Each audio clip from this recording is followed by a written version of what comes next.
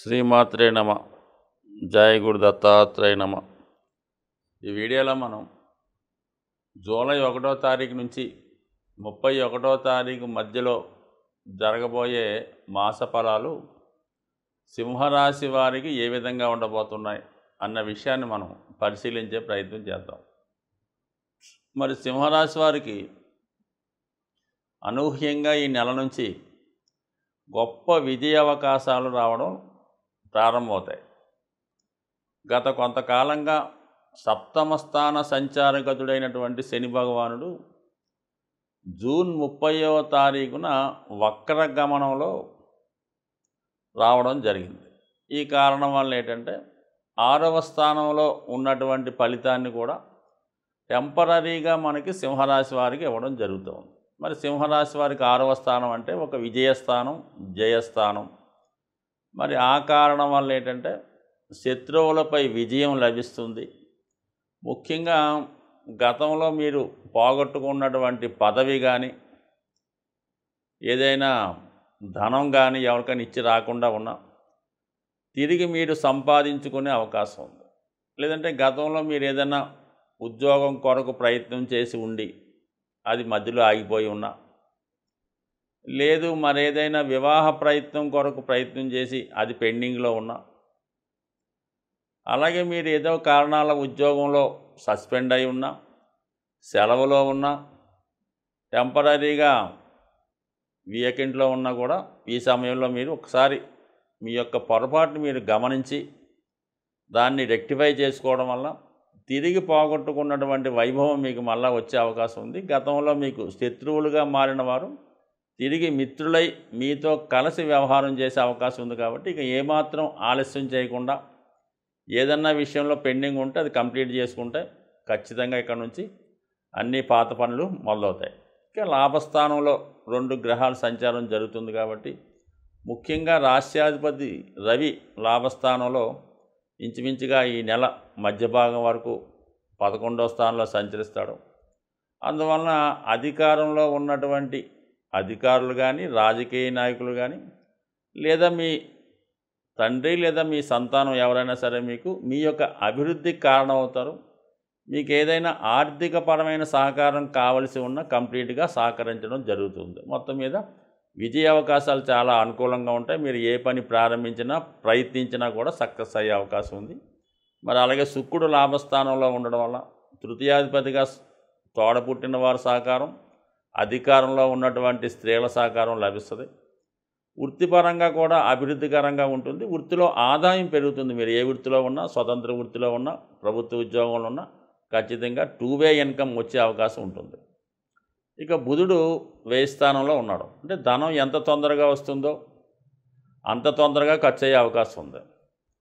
ధన లాభాధిపతి బుధుడు వ్యయ స్థానంలో సంచరించడం ముఖ్యంగా ఏంటంటే పిల్లల యొక్క చదువు కొరకు, వ్యక్తిగతంగా మీరే విద్యార్థి అయితే మీ యొక్క వ్యక్తిగత చదువు కోసం, కంప్యూటర్ వస్తువుల కొరకు, వ్యాపార విస్తరణ కొరకు ఎక్కువగా ఖర్చు అవుతుంటుంది. బుధుడు 12లో ఉన్నప్పుడు మరి గృహానికి కానీ, వ్యాపారానికి కానీ, ఆఫీసుకి కానీ అవసరమైనటువంటి ఎలక్ట్రానిక్ వస్తువులు, కంప్యూటర్లు ఇలాంటివి సమకూర్చుకుంటారు.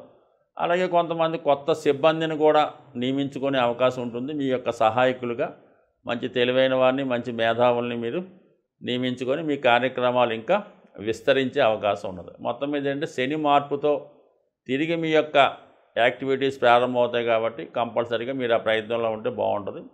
మరి ముఖ్యంగా కుజుడు కూడా జూలై 12 తర్వాత మీకు అనుకూలమైనటువంటి స్థానంలోకి మారడం జరుగుతుంది. అంటే ప్రస్తుతం భాగ్యస్థానంలో ఉండడం మంచిదైనప్పుడు కూడా దశమ స్థానంలో ఉన్నప్పుడు దిగ్బలుడై మీ యొక్క అధికారాన్ని, అథారిటీని ఇంకా బాగా పెంచుతాడు. అక్కడ ఉన్నటువంటి గురువుతో కలుస్తాడు. మరి దానివల్ల అంటే మీ యొక్క టాలెంట్కి తగిన గుర్తింపు వస్తుంది. నిర్ణయాలు చాలా నిజాయితీగా, సమర్థవంతంగా తీసుకుంటారు. ఇది న్యాయవాది వృత్తిలో ఉన్న వాళ్ళకి చాలా అనుకూలించే అవకాశాలు ఎక్కువగా ఉంటాయి కాబట్టి ఆ విధంగా ఉంది. అలాగే ప్రభుత్వ ఉద్యోగం కొరకు కానీ, ప్రభుత్వ పదవి కొరకు కానీ ప్రయత్నం చేస్తే 100% జూలై 12 తర్వాత మీకు అధికార హోదాతో కలిగినటువంటి ఒక పదవి మీకు లభించే అవకాశం ఉంది. మరి గురువు అక్కడ ఉండడం వల్ల ఏంటంటే కొద్దిగా ఎండోమెంట్స్ డిపార్ట్మెంట్ వారికి కూడా అనుకూలించే అవకాశాలు ఉన్నాయి కాబట్టి మీరు ఆ విధంగా కూడా మీరు ముందుకు ప్రయత్నం చేస్తే ఏదైనా వృత్తిలో చాలా బిజీగా ఉంటారు. ఆర్థిక పరంగా చాలా అనుకూలంగా ఉంటుంది. ధనం విపరీతంగా ఖర్చు అవుతుంది. సో ఇవన్నీ కూడా జాతకుడికి ఒక మంచి మార్పుకి కారణం అవుతూ ఉంటుంది. అంటే శని సుమారుగా ఒక 6 నెలల వరకు వక్రగమనంలో ఉండడం. ఈ సమయంలో మీరు చాలా వరకు మీ పెండింగ్ పనులు పూర్తయ్యే అవకాశాలు ఉన్నాయి.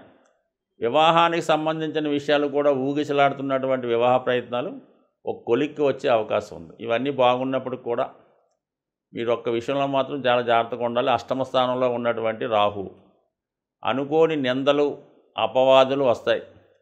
ఎప్పుడూ మీ మీద ఒక దృష్టి ఉంటుంది. మీరు ఏదైనా చిన్న పొరపాటు చేసినా దాన్ని పెద్దదిగా చేసి అభండాలుగా చేసి మిమ్మల్ని అన్పాపులర్ చేసే అవకాశం ఉంటుంది. చిన్న పొరపాటుకి పెద్ద పనిష్మెంట్ రావాల్సి ఉంటుంది.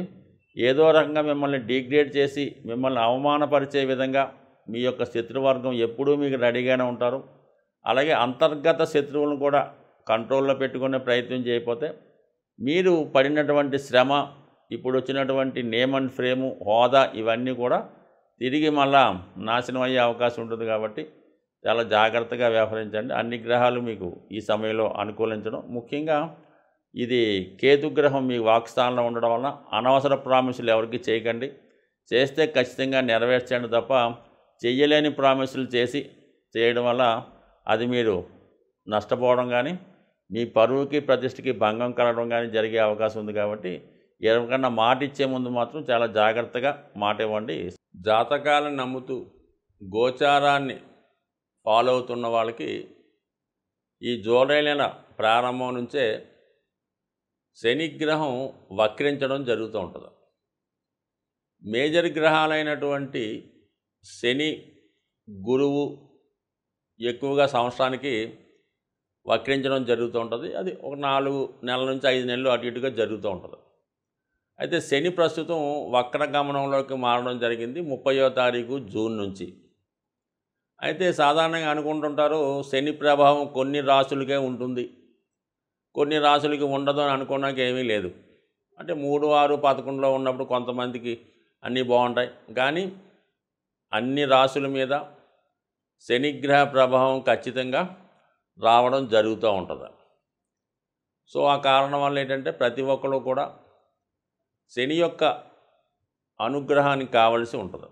అప్పుడు ఏమవుతుందంటే మీకు ఆటోమేటిక్గా శని ఎప్పుడైతే మీకు ఫేవర్గా మారాడో అది కర్మ సంబంధించింది కాబట్టి ఉద్యోగ సంబంధించిన విషయాలు, ఆరోగ్యానికి సంబంధించిన ఏ సమస్త విషయాల్లో కూడా శని కారకత్వం వహిస్తుంటాడు. కాబట్టి ప్రతి ఒక్కరూ కూడా అంటే శని గతంలో కన్నా వక్రించున్నప్పుడు ఎక్కువ బలవంతుడై ఉంటాడు.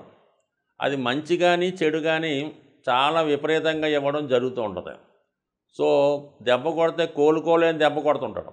ఐశ్వర్యాన్ని ఇస్తే లెక్క పెట్టలేనంత ఐశ్వర్యాన్ని ఇస్తూ ఉంటాడు. ఆ కారణం వల్ల ఏంటంటే అందరూ కూడా మరి శని యొక్క అనుగ్రహం కోసం ఈ రాబోయే 120 రోజులు కూడా ముఖ్యంగా ఒకటి క్రమశిక్షణతో మెలగడం, సూర్యోదయానికి ముందే మేల్కోవడం, మీకు తోచిన విధంగా వృద్ధులకి బలహీనులకి సేవ చేయడం కానీ వాళ్ళకి ఏదో సహకరించడం కానీ చేయడం వల్ల శని అనుకూలిస్తాడు. అంటే ఈ విధంగా శని అనుకూలించడం వల్ల ఏ రాశి ఏ లగ్నం సంబంధం లేకుండా శని అనుగ్రహానికి పాత్రలైతే ఇప్పుడు గతంలో ఇచ్చిన దానికన్నా ఎక్కువ ఫలితాన్ని శని భగవానుడు ఇస్తాడు. కాబట్టి సాధ్యమైనంత వరకు మరి ఇప్పుడు రాబోయే కూడా మరి ఆషాఢ మాసం అవనివ్వండి, భాద్రపద మాసం ఇవన్నీ కూడా మంచి రోజులు. కాబట్టి ఒక భక్తి మార్గంలో మంచి మార్గంలో వెళ్ళడం వల్ల మీలో ఉన్నటువంటి దుష్కర్మల్ని చెడుల్ని శని దాన్ని నిర్మూలించే కార్యక్రమంలో ఉంటాడు. వక్రించి ఉన్నాడు కదా, ప్రతి ఒక్కరిని కూడా చాలా వాళ్ళు బూజు దులిపి శుభ్రం చేసే ప్రయత్నం చేస్తూ ఉంటాడు. మరి దానికి మీరు సిద్ధంగా ఉంటే ఏ రాశి వారైనా తొందరలోనే సంస్కరించబడి మంచి మార్గంలో నడుస్తూ తొందరలోనే లైఫ్లో సెటిల్ అయ్యే ప్రయత్నం జరుగుతుంటుంది. కాబట్టి ప్రతి ఒక్కరు కూడా మరి నిజాయితీగా వ్యవహరిస్తూ మరి అందరికీ కూడా మంచిగా ఉంటూ సహాయం చేస్తే 100% ప్రతి ఒక్కరి జీవితాలు కూడా మారే అవకాశం ఉంటుంది. స్వస్తి.